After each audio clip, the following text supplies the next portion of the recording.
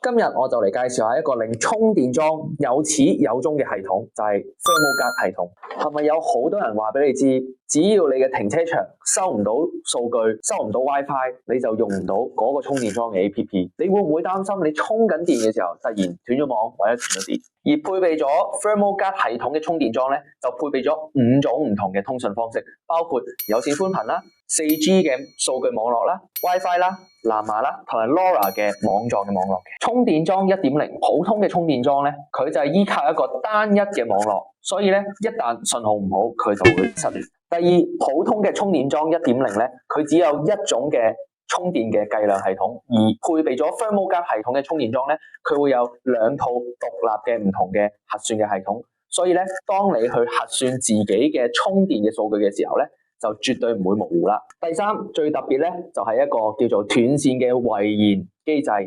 普通嘅充電樁咧，只要一斷線，就乜嘢數據都收唔到。而配備咗 ThermalGuard 系統嘅充電樁咧，就係有一個遺言嘅機制。呢個遺言嘅機制咧，係可以令到即使喺完全斷電嘅情況之下，充電樁都可以靠住自身本身嘅能量儲備咧，去上報最後一次嘅數據嘅。呢樣嘢咧，就可以暫時區分充電樁究竟係永久斷網啊，定係只係暫時斷電。咁樣咧，就可以留下線索俾維修嘅人員，就避免日後嘅糾紛嘅。簡單啲嚟講咧 ，ThermalGuard 系統咧就係解決咗充電樁嘅最後一步同埋最弱嘅一環。